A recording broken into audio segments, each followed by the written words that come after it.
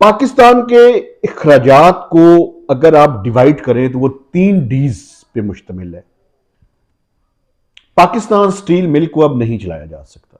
हम पीआईए जैसे एसेट को बेचने के लिए जाएं, बंद करके जाएं, तो उसका खरीदार कौन होगा? कोई भी नहीं होगा।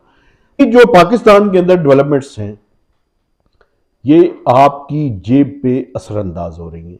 पाकिस्तान का आमदन है वो सब कुछ मिला जुला कर 9 से 10% है और जो अखराजात हैं वो 30% से ज्यादा है।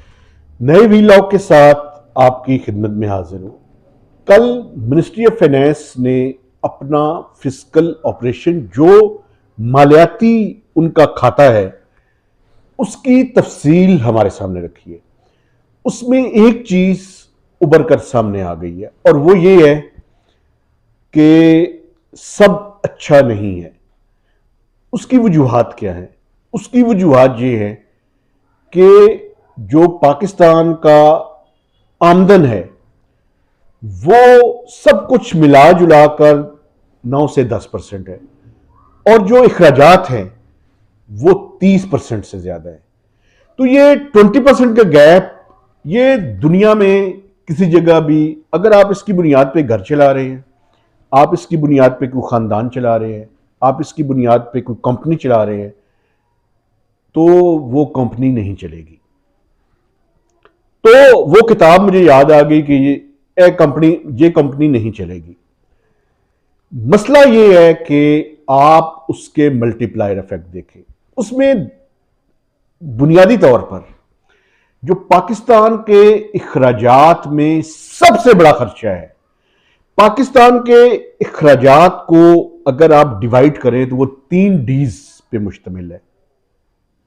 एक नंबर पे डेट सर्विसिंग है जिसमें कर्जों की सूद, प्रिंसिपल और सूद की अदायगी। दूसरा डी डिफेंस है और तीसरा घिसा पिटा डी डेवलपमेंट है। अब मैं आपके सामने इन सब की तफसीलात रख देना चाहता हूं। सबसे पहले मैं डेवलपमेंट पे बात करता हूं। डेवलपमेंट 950 अरब रुपए हुकूमत ने रखे। आप यकीन मुझे नहीं आता, आप ये देखें कि सिर्फ 40 से 42 अरब रुपए स्पेंड हुए हैं पहले क्वार्टर में। इसका मतलब है कि डेवलपमेंट का काम सारा चौक है। डेवलपमेंट तरक्कीयाती प्रोजेक्ट पे कोई काम नहीं हो रहा। दूसरा डिफेंस पे 1000 अरब रुपए से ज्यादा की, तकरीबन 1000 अरब रुपए की स्पेंडिंग है। जो सबसे बड़ा खर्चा है वो डेट सर्विसिंग का है। पहले क्वार्टर के दौरान इस पे जितने मेजर अखराजात थे, कोई तकरीबन एक्सपेंडिचर का 60 to 70% वो इसके ऊपर जो है वो खर्च हो गया। कोई 2 ट्रिलियन से ज्यादा का, 2.4 ट्रिलियन के लगभग इसके ऊपर अखराजात है। टोटल साल के लिए जो हमने पैसे रखे हुए हैं वो कोई 7.3 ट्रिलियन है। ये सस्टेनेबल मामला नहीं है, ये नहीं चलेगा। अच्छा, अब इसके असरात आप ये देखें कि जो मुख्तलिफ चलने वाले इदारे हैं उनके ऊपर भी आने शुरू हुए। और क्यों आने शुरू हुए हैं इसकी वजूहात मैं आपके सामने रखना चाहता हूं। पहला जो क्वार्टर है, उस क्वार्टर के दौरान हुकूमत ने जो सब्सिडीज की अमाउंट है वो रखी है 1000 अरब रुपया इस पूरे साल के लिए। मुझे यकीन नहीं आ रहा था, मेरी आंखों को यकीन नहीं आ रहा था, सिर्फ 2.5 अरब रुपए जारी हुए। इसका मतलब है ये हुकूमत, बिल्स इसके पास आ रहे हैं, वो बिल्स को अदा करने के काबिल नहीं है। अभी जब मैं आपके सामने ये वीलॉग शुरू कर रहा था तो मुझे ये कहा गया कि पीएसओ के मामलात पे बात करें। पीएसओ का मामला ये है कि पीएसओ बेसिकली तेल सप्लाई करता है पाकिस्तान के मुख्तलिफ इदारों को, जिसमें पीआईए भी है, जिसमें डिस्कोज भी हैं, जिसमें रेलवेज भी है। अब इन इदारों के पास पीआईए को देने के लिए पैसे नहीं है। पीएसओ, पाकिस्तान स्टेट ऑयल, इन को देने के लिए उनके पास रकम मौजूद नहीं है, वो डिफॉल्ट कर रहे हैं। तो अब ये जो हम मुश्किल मुआशी सूरत हाल से गुजर रहे हैं, उसके नतीजे में पाकिस्तान के मुख्तलिफ इदारे बंद होने के करीब हैं। सबसे पहले तो PIA है। परसों तक यानी संडे को दिन जब मैंने इस पे बात की थी, 650 फ्लाइट्स कैंसिल हो चुकी थी और अब PIA इस काबिल ही नहीं थी कि वो कोई अपना शेड्यूल दे सके। वो ये कह रहे थे कि जब हमारे पास जितना फ्यूल अवेलेबल होगा उतनी फ्लाइट्स को हम मैनेज करेंगे। आप ये देखें, उनके रेवेन्यूज में 70% कमी हुई थी।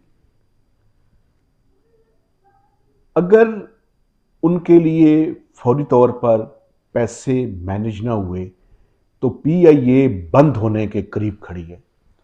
अच्छा, ये सिर्फ PIA का मामला नहीं है, ये पाकिस्तान के मुख्तलिफ इदारों का मामला है और ये वो इफेक्ट्स हैं जो अब आपको मल्टीप्लाई होते हुए नजर आएंगे। अब पाकिस्तान स्टील मिल की मिसाल मैं आपके सामने रख देता हूं। पाकिस्तान स्टील मिल को अब नहीं चलाया जा सकता। पाकिस्तान स्टील मिल बंद है। एक उसके अंदर चीज है जिसके बारे में फैसला होना है, उसकी जो जमीन है उसका क्या करना है। उस पे मुझे नहीं पता कि उसका क्या करना है। उसका बुनियादी तौर पे नजरें उसके ऊपर है। मसला यही है कि यह मुल्क प्लाटिस्तान है, प्लॉट, हर तरफ से प्लॉट, सरकार के लिए प्लॉट, ब्यूरोक्रेट्स के लिए प्लॉट, हम साफियों के लिए प्लॉट, बिजनेसमैन के लिए प्लॉट, हर किसी के लिए प्लॉट। उसमें सिर्फ इंटरेस्ट ये प्लाटिस्तान का है। तो बुनियादी तौर पर उसके बारे में एक चीज तय है, वो तय ये है कि वो दोबारा रिवाइव नहीं हो सकती। PSM is gone. अब PIA का हल ये है कि उसको प्राइवेटाइज करना है, उसको बेचना है। लेकिन मसला ये है कि अगर PIA बेचने से पहले बंद हो गई, मैंने लास्ट टाइम भी आपसे पूछा था, आप कोई खराब चीज खरीदते हैं? आप मोबाइल खरीदने के लिए जाएं, आपको यह पता हो कि ये मोबाइल चलने के काबिल नहीं है, तो आप उसको खरीदेंगे? कोई नहीं खरीदेगा। तो हम PIA जैसे एसेट को बेचने के लिए जाएं, बंद करके जाएं, तो उसका खरीदार कौन होगा? कोई भी नहीं होगा। अच्छा, इसका मल्टीप्लायर इफेक्ट PSO की तरफ है। अगर हमने अपने इदारों को अब ठीक ना किया तो PSO बंद हो जाएगा, या उसका डिफॉल्ट इतना बड़ा हो जाएगा कि जब वो बैठेगा तो फिर पाकिस्तान के और बहुत से इदारे बैठने शुरू हो जाएंगे, क्योंकि वो सबसे बड़ा सप्लायर है इस टाइम फ्यूल का। अच्छा, बात यहां पे खत्म नहीं होती। ये जो पाकिस्तान का प्राइवेट सेक्टर है, जो मिंटिंग ऑफ प्रॉफिट को अपनी कामयाबी समझता है, वो समझते हैं कि हम अपना मुनाफा कमा लें, बाकी बाहर में जाएं, उनके लिए भी कोई अच्छी खबर नहीं है।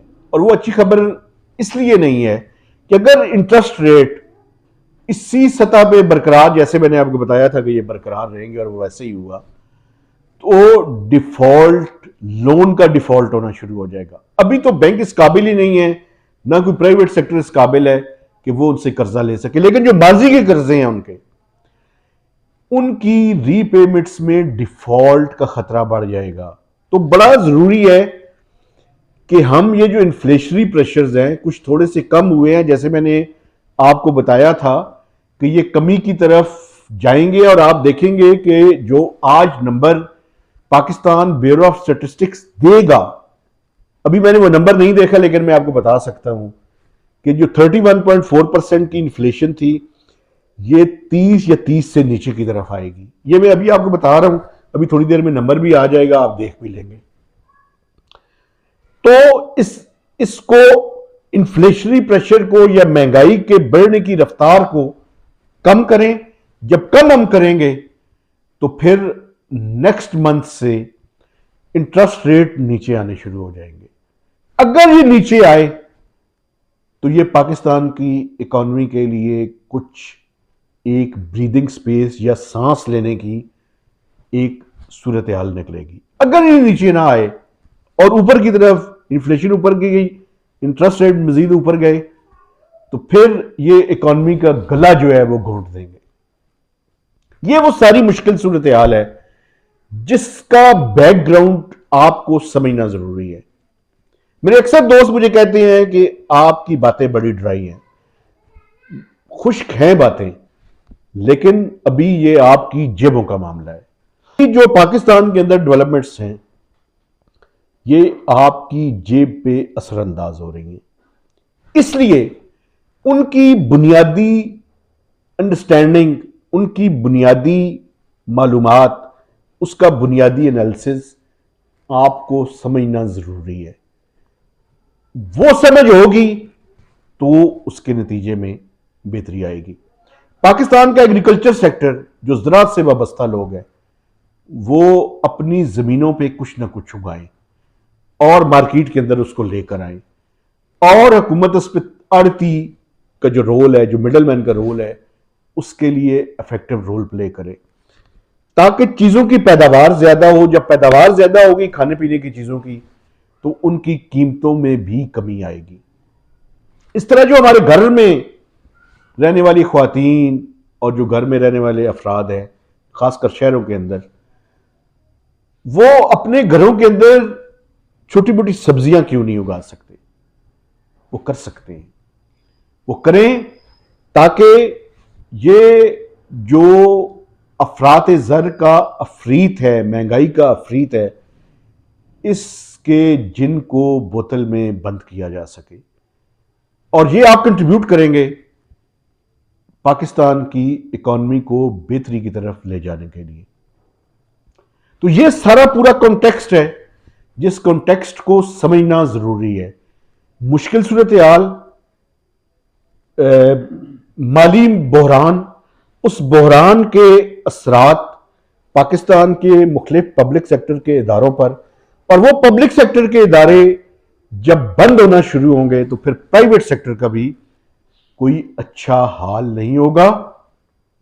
क्योंकि जब पब्लिक सेक्टर की इन्वेस्टमेंट होती है तो उसके नतीजे में प्राइवेट सेक्टर के लिए भी मौके पैदा होते हैं कि वो उन अपॉर्चुनिटीज से फायदा उठाएं और इन्वेस्ट करें और इकॉनमी का पहिया चलाने की कोशिश करें। अभी जो प्रॉब्लम है वो ये है कि इकॉनमी का पहिया रुक रहा है, ये कहीं जामिद ना हो जाए।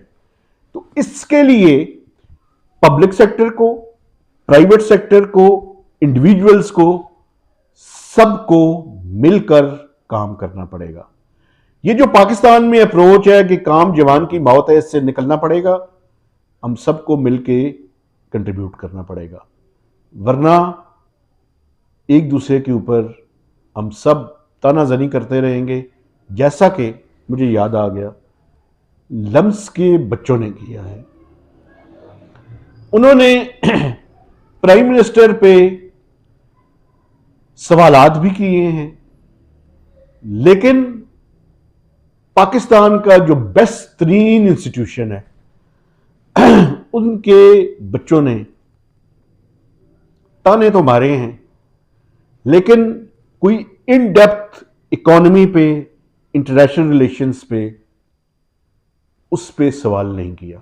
अच्छा, ये जो इलेक्शंस की बात वो कर रहे थे, उसके बारे में मैं एक कमेंट करके आगे बढ़ना चाहता हूं। उनको ये पता होना चाहिए था कि ये जो लास्ट हुकूमत थी और उसमें सीसीआई में, काउंसिल ऑफ कॉमन इंटरेस्ट में, वो सेंसस को अप्रूव करके गए थे। जब सेंसस को अप्रूव करके गए थे तो उसकी बुनियाद पे डीलिमिटेशन यानी हल्का बंदियों का अपग्रेड करना कॉन्स्टिट्यूशनल रिक्वायरमेंट थी। ये उस रिक्वायरमेंट को नजरअंदाज नहीं किया जा सकता था। तो वो हाथ बांध के गई हुकूमत, इसके बारे में आपको पता होना चाहिए था। आपको पता ही नहीं था, अफसोस का इजहार किया जा सकता है। और अफसोस का इजहार उन सारे यंग लोगों के बारे में नहीं है। इसके बारे में मैं एक पूरा डिटेल से वीलॉग करूंगा और उसमें बहुत सी और बातें भी करना चाहता हूं। क्योंकि अगर लम्स के बच्चों के अंदर और उनके सवालों के अंदर डेप्थ नहीं है, तो लगता ये है कि इस पूरी सोसाइटी के अंदर डेप्थ नहीं है। मेहताब हैदर को नए वीलॉग तक इजाज़त दीजिए। खुदा हाफिज़।